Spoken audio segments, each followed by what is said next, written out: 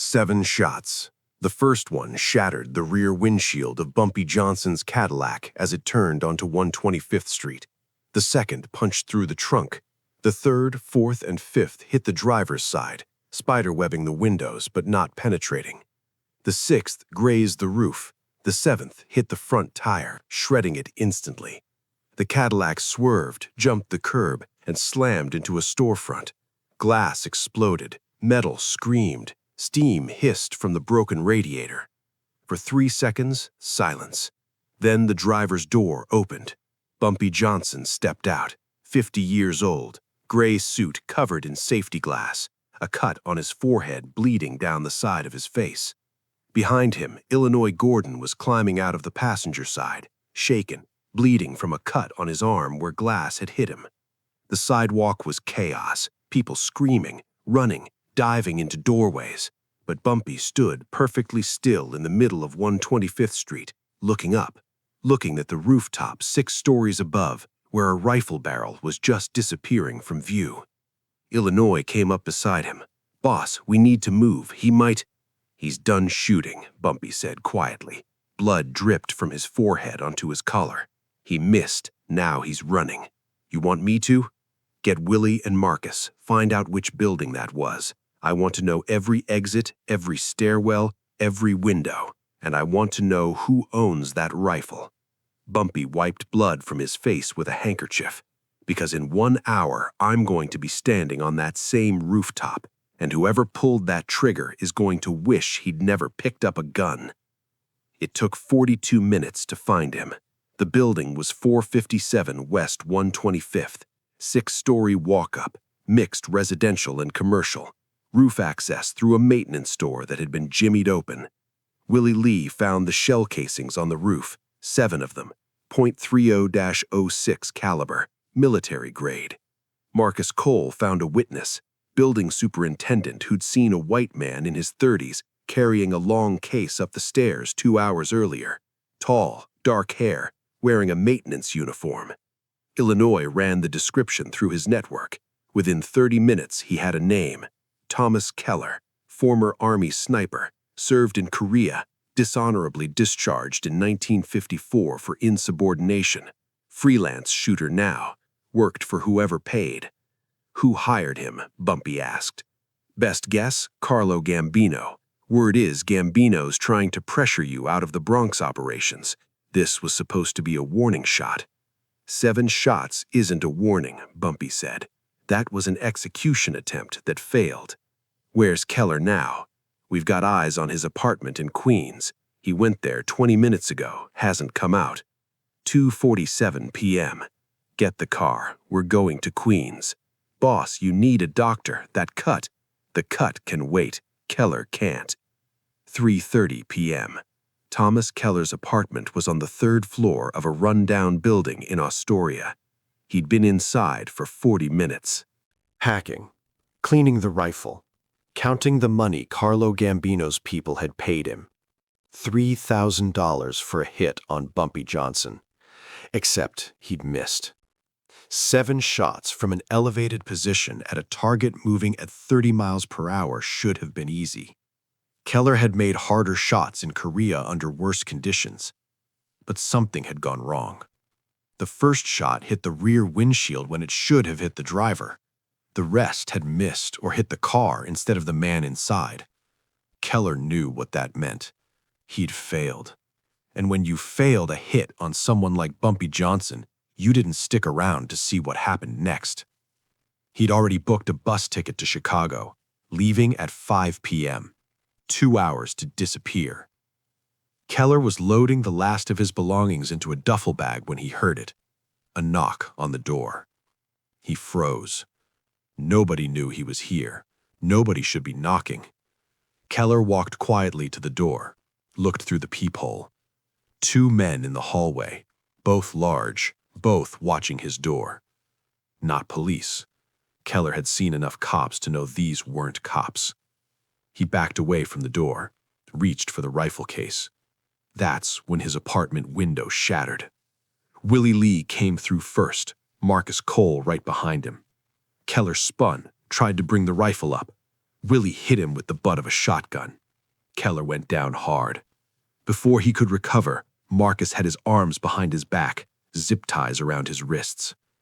The apartment door opened. The two men from the hallway walked in, and behind them, Bumpy Johnson. Blood had dried on the side of his face from the cut on his forehead. His suit was dirty. His expression was calm. He walked over to where Keller was being held on the floor. "Thomas Keller," Bumpy said quietly. "Former Army sniper. 7 confirmed kills in Korea. Dishonorably discharged. Now you shoot people for money." Keller didn't respond. His head was ringing from the shotgun hit. "You took a contract on me," Bumpy continued. $3,000 from Carlo Gambino. You set up on a rooftop on 125th Street, fired 7 shots at my car." Bumpy crouched down until he was eye level with Keller. "You missed all 7 shots. Want to tell me why?" Keller finally spoke. His voice was hoarse. "Moving target, wind, distance. It's not as easy as it looks. In Korea, you made shots twice that distance, so why'd you miss today?" Keller didn't answer. Bumpy smiled slightly. "You want to know what I think? I think you weren't trying to kill me. I think you were trying to scare me, because even a sniper has a conscience, and killing a man driving through his own neighborhood didn't sit right with you." "I was trying to kill you," Keller said. "I just missed." "No," Bumpy said. "You missed on purpose, because if you wanted me dead, I'd be dead. So here's what I think happened. Carlo Gambino paid you $3,000. You took the job because you needed money, but when it came time to pull the trigger, you couldn't do it. So you shot around me instead of at me." Bumpy stood up. "That should make you feel better about what happens next, because a man with a conscience deserves a choice." "What choice?" Keller asked. "The same rooftop where you fired those 7 shots. You're going back there, and when you get there, you've got 2 options." Bumpy walked to the window, looked out at the street below. "Option 1, you jump. 6 stories. Quick. Final. You don't feel anything after the first 2 seconds." Keller's eyes went wide. "You're insane." "Option 2, Bumpy continued, ignoring him, you don't jump, and I throw you off myself. Same result. Same fall. But you spend the last few seconds of your life knowing you didn't have the courage to do it yourself." "I'm not jumping off a goddamn building." Bumpy turned back to face him. "Yes, you are. Because the moment you fired that first shot, you made a decision. You tried to kill me. It didn't work. Now you pay the price."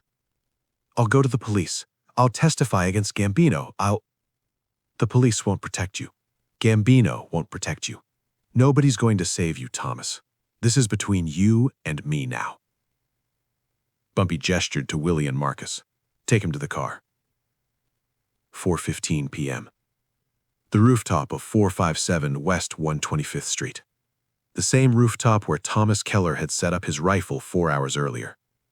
Now he was back, hands still zip-tied behind his back, surrounded by 5 men. Bumpy walked him to the edge of the roof. 6 stories down. Traffic moving below. People on the sidewalks. A drop that would kill him instantly. "Please," Keller said. His voice was shaking. "Please, I'll leave New York. You'll never see me again. I never take another contract, I swear." "I believe you. But that doesn't change what has to happen." Keller looked down at the street, at the fall, at the concrete below. "I can't," he whispered. "I can't do it." "Then I'll help you." He nodded to Willie and Marcus. They grabbed Keller's arms, started pulling him toward the edge. He struggled, screaming now. "No, God, no, please!" They got him to the very edge. His toes were hanging over. 6 stories of empty air in front of him. "Last chance. You jump or we push. Your choice." Keller was crying, hyperventilating. "I can't. Please, I have a daughter. She's 8 years old. Please, don't." Bumpy held up his hand. Willie and Marcus stopped. "You have a daughter?" Keller nodded frantically. Yes, she lives with her mother in Pennsylvania. I send the money. That's why I took the contract. I needed the money for child support. Please, I'm not a bad man. You tried to kill me to pay child support, Bumpy said. I'm sorry. God, I'm so sorry. Bumpy looked at Keller for a long moment. Then he looked at Illinois. Is this true? Does he have a daughter? Illinois had already run the background check. Yeah, Catherine Keller, age 8, lives with her mother in Pittsburgh. Keller sends them $300 a month. Bumpy turned back to Keller, studied his face. The terror, the desperation, the truth. You're a sniper, Bumpy said quietly. One of the best. 7 confirmed kills in Korea. You could have killed me today if you wanted to, but you missed 7 times because you didn't want my blood on your hands. He paused. And now you're standing on a rooftop begging for your life because you've got a daughter who needs you? Bumpy stepped back. Cut his hands loose. Willie looked confused. Boss? I said cut him loose. Willie pulled out a knife, cut the zip ties. Keller's hands came free. He stood there, rubbing his wrists, confused, terrified. You're letting me go? Keller asked. No, Bumpy said. You're still jumping. Keller's face went white. But you're not dying, Bumpy continued. He pointed down at the street. You see that awning? The one over the store entrance? Keller looked. There was a canvas awning stretched over a shop entrance, maybe 15 feet below the roof, strong enough to hold weight. You're going to jump onto that awning. It'll slow your fall. You'll hit it, roll off, drop another 12 feet onto the sidewalk. You'll break some bones, probably your legs, maybe your ribs, but you'll live. Keller stared at the awning, then back at Bumpy. I could miss.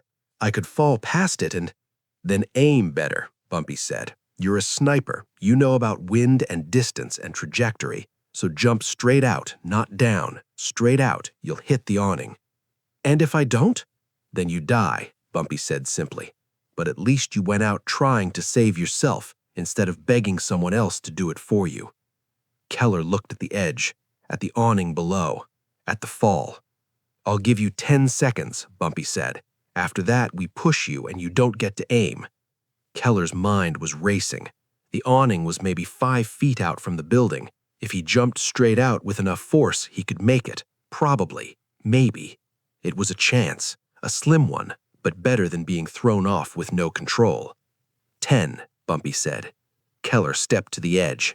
9. He looked down at the awning, calculated the distance. 8. His legs were shaking. His whole body was shaking. 7.